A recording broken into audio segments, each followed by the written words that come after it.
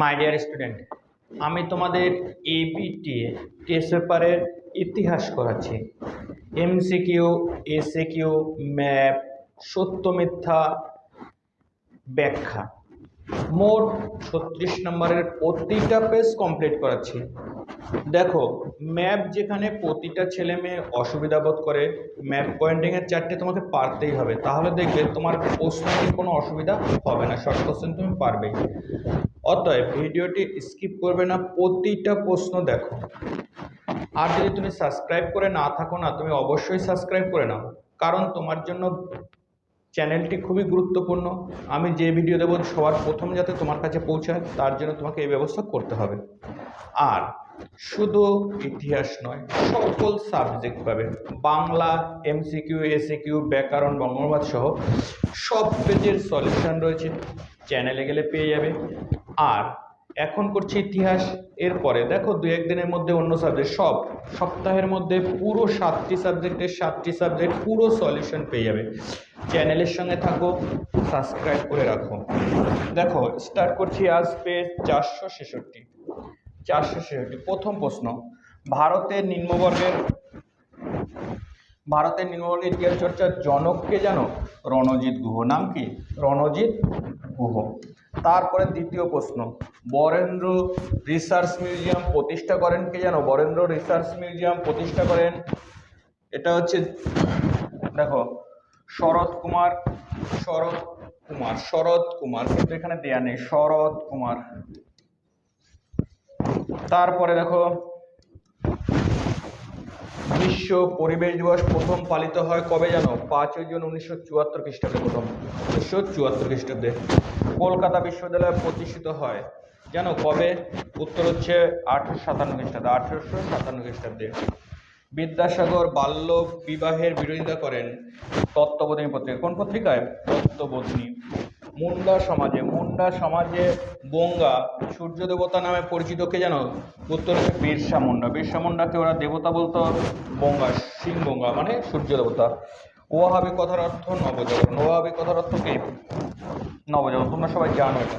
নীল commission গঠিত হয়েছিল কবে জানো? নীল কমিশন গঠিত হয়েছিল 1860 খ্রিস্টাব্দে। ভেরি ইম্পর্টেন্ট প্রশ্নটা। এবার চলে আসি পরের প্রশ্ন। 1857 গ্রন্থটিকে লেখে জানো? উত্তর হচ্ছে সুরেন্দ্রনাথ সেন। ভারতের প্রথম রাজনৈতিক প্রতিষ্ঠান কি জানো? বঙ্গভাষা প্রকাশিকা সভা। দেখো, জাতীয়তাবাদের গীতা কি জানো? জাতীয়তাবাদের গীতা হচ্ছে আনন্দমঠ। কি নাম? আনন্দমঠ। সন্দেশ পত্রিকা প্রকাশ করেন কে জানো? Sukumar Ray. Sandesh পত্রিকাকে Sukumar Ray. Indian journal of মেডিসিনের সম্পাদক কে ছিল? মহেন্দ্রলাল সরকার। ভারতের কমিউনিস্ট পার্টি গঠিত হয় 1925 খ্রিস্টাব্দে, ভারতীয় কমিউনিস্ট পার্টি। দেখো, লাঙ্গল পত্রিকার সম্পাদক কে ছিল জানো? নজরুল ইসলাম, কাজী নজরুল ইসলাম। 1929 খ্রিস্টাব্দে মিরাট ষড়যন্ত্র মামলায় অভিযুক্ত ব্রিটিশ কমিউনিস্ট সংখ্যা কতজন ছিল জানো? 33 জন। কতজন? 33 জন। এটাও বইয়ে উত্তর দেওয়া ঠিকঠাক নেই। গান্ধীজি দলিতদের বলতেন কি জানো? হরিজন। গান্ধীজি দলিতদের কি বলতেন? হরিজন। ভারতের নাইটেঙ্গেল নামে পরিচিত হচ্ছে সরোজিনী নাইডু। ভারতের নাইটেঙ্গেল কে? সরোজিনী নাইডু। নেহেরু লিয়াকত চুক্তি। দেখো, নেহেরু লিয়াকত চুক্তি স্বাক্ষরিত হয় কবে জানো? 1950 খ্রিস্টাব্দে। ভেরি ইম্পর্টেন্ট প্রশ্নটা, 1950 খ্রিস্টাব্দে। ইন্ডিয়ান উইংস ফ্রিডম গ্রন্থটি কে লেখে? Indian wings Maulana Abul Kalam Azad. এই ছিল এমসিকিউ। এবার চলে আসবো এসএকিউতে। দেখো, বামাবদনী পত্রিকা একজন বিশিষ্ট লেখক হচ্ছে কে জানো? উমেশচন্দ্র দত্ত। কি নাম? উমেশচন্দ্র দত্ত। ব্যারাকপুরের সিপাহী বিদ্রোহ সূচনা কে করে জানো? মঙ্গল পাণ্ডে। কে করে? মঙ্গল পাণ্ডে। তারপর দেখো, বর্ণপরিচয় কে লেখে? উত্তর হচ্ছে বিদ্যাসাগর। বর্ণপরিচয় কে লেখে? বিদ্যাসাগর। তারপর দেখো, রেডিক্যাল ডেমোক্রেটিক পার্টি কবে তৈরি হয়? উত্তর হচ্ছে 1940 খ্রিস্টাব্দে। কবে? 1940। ভুল ঠিক। দেখো, ভগ্নাডিহির মাঠে সাঁওতালি বিদ্রোহ শুরু হয়, এটা সত্য। ভাগনাডিহির মাঠে সাঁওতাল বিদ্রোহ শুরু হয়। 1817 খ্রিস্টাব্দে বসু বিজ্ঞান মন্দির তৈরি হয়, এটাও সত্য। বসু বিজ্ঞান মন্দির আচার্য জগদীশ চন্দ্র বসু 1817 খ্রিস্টাব্দে তৈরি করে। সরোজিনী নাইডুকে গান্ধীপুরী বলা হয় না, মাতঙ্গিনী হাজরাকে গান্ধীপুরী বলা হয়, এটা মিথ্যা। দেখো, ভারতের প্রথম স্বরাষ্ট্রমন্ত্রী ছিলেন বল্লভভাই প্যাটেল। ভারতের প্রথম স্বরাষ্ট্রমন্ত্রী ছিলেন বল্লভভাই প্যাটেল, এটা সত্য। দেখো, এবার মেলানো। মেলানা বলেছে সতীদাহ প্রথা নিবারণের জন্য কে রামমোহন রায় আন্দোলন করেছিল।